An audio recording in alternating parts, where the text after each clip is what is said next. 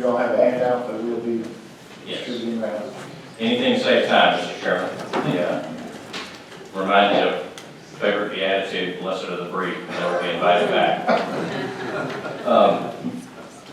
Good afternoon, Mr. Chairman and members of the committee. Thank you for the opportunity to be here and offer testimony with you today.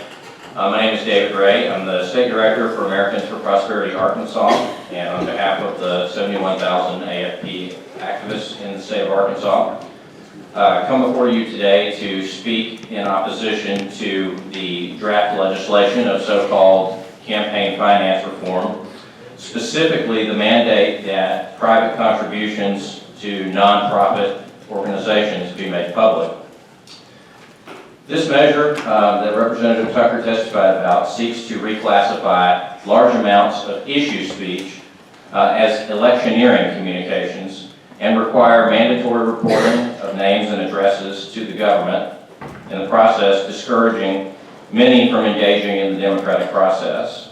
And we would urge you to oppose this draft proposal and similar efforts that are used to use the power of law to dissuade the use of political speech. And this is a discussion supposedly focused on campaign finance reform, but in reality, this is a discussion about restricting the speech of private charitable organizations. The draft of Representative Tucker's legislation would trigger government reporting mandates for both 501c3 and 501c4 organizations, which include organizations like the National Rifle Association, NAACP, ACLU, Right to Life, Family Council, Planned Parenthood, etc., etc. This would have profound impacts on free speech in Arkansas. 501c organizations are not election focused, but rather these organizations exist to promote social welfare by educating citizens, by educating citizens on the issues and advocating for policies that they believe would be better for citizens' lives. And this is a proposal that would stifle the right to associate. Suppose, for example, that a judge made rulings that involved the Second Amendment.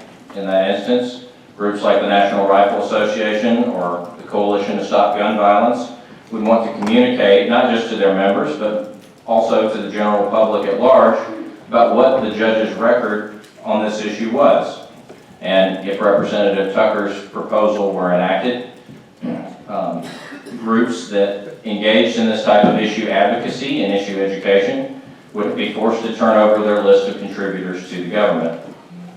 Many of these contributors would not be comfortable reporting their private charitable contributions to the government, and as a result, this would have a chilling effect of deterring individuals from contributing to causes that they support. The Supreme Court has long held that the rights of individuals to privately give to nonprofits to prevent intimidation of their donors. In the Supreme Court case of NAACP versus Alabama, the court recognized that the government cannot compel disclosure of a private organization's general membership or donor list. In that instance, the court sought to protect African Americans in the South as well as the citizens who supported the cause of civil rights at a time and a place where doing so was politically unpopular. Thankfully, we've come a long way since those days, but intimidation is still a concern among many who would be both on the supporting and opposition side of many of the hot-button issues of today. For example, in California recently, a restaurant manager who donated $100 to a pro-traditional marriage proposition lost her job because the restaurant she worked at was boycotted and she was harassed after her donation became public. She lost her job over a $100 contribution to a cause that she believed in. This fundamental right to exercise free speech has been essential to our nation since its founding and continues to play a vital role today in our democracy. Groups from all sides of the political spectrum have represented their strongly held beliefs of their activists and to educate citizens and promote policies that their backers believe in. It's essential for ordinary citizens to be able to donate to nonprofits as a way to have their voice heard in the state capitol and in their local communities, and no one should be forced to disclose personal information when making a donation to a cause that they support. While proponents of this proposal often use terms such as transparency and sunshine, I think it's crucial to remember that transparency and sunshine exist so that citizens who fund government actions and elected officials' offices and salaries can know what their government is doing with their tax dollars, not so that government can register and monitor the causes that citizens support. Transparency is for government, privacy is for citizens. Every American and every Arkansan has the right to support the causes that he or she believes in without fear of intimidation and harassment.